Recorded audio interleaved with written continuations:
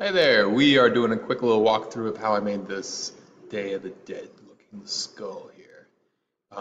You don't have to make this, but I wanted to show you guys how you could use shapes to kind of start putting things together in TinkerCAD to make more complex things.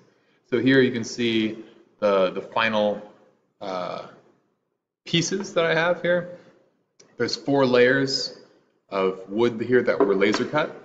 And if we look back over here, I kind of have it step by step laid out here. So if we look at the first one here, all this is a circle to give the top shape of the head here. And then we have a rectangle here, this piece going down to another circle and then repeating down again. And then these 2 oblong circles, oval kind of shapes, which start off as cylinders, were stretched out here to kind of give it the curved cheeks that we see here. So when those were all joined, you get this shape here. And so when we join those, all we had to do that was grab them all, drag a box around it, push join or group, and there we are. I'm going to undo that for a second here. And now let's look at the next step here. So then I copied this, and that's my back layer. Now I'm thinking of the second layer going up, right? So 1 layer up, I wanted it to be, the holes to be kind of small still, and start this kind of shape that you see here. So let's look at that.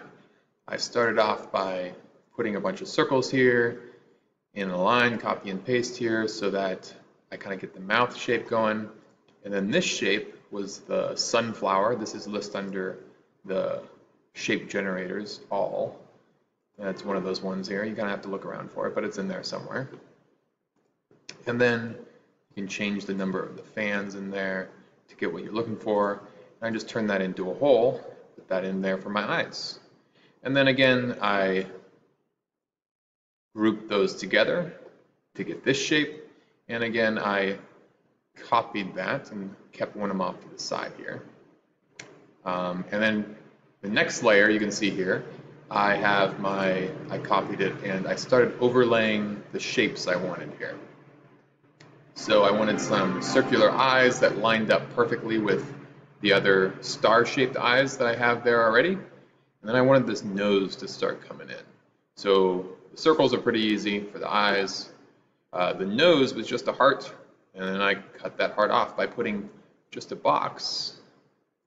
Right? So if we want to look at this for 3D view, that was just a box that I covered up half of it.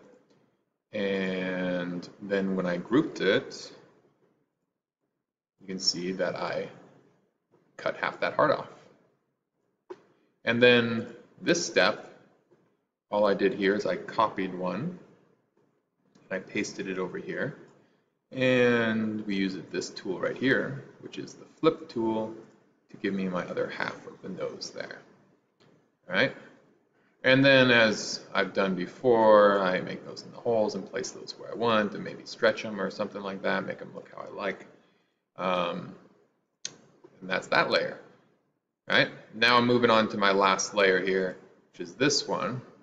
Let's zoom in on that. I started off with that, and this is what I laid on top there. So I wanted a more star shape, so I did the same sunflower kind of pattern there. And then these 2 are a circular array. Again, that's somewhere in the shape generator all category. And this one was made from circles. You can change the shape here. And this one, I said I wanted a custom profile. So using this, you can change the shape of things here and do whatever you really want here. If you really want to play around with things, these controls you can kind of mess around with and get a shape you want, right? And do whatever you like there. Anyway, then again, I lined that up where I want. The nice thing about this is using the align tool, which is once you have 2 things selected like this, push align, this aligns them left to right, and this aligns them up and down. So now they're right in the center to each other, click over here. Now I grab them and I can go place these together lined up wherever I want.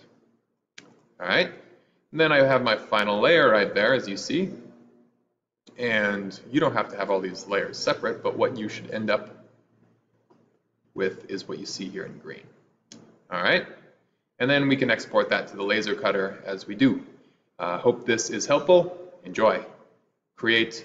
Bye-bye.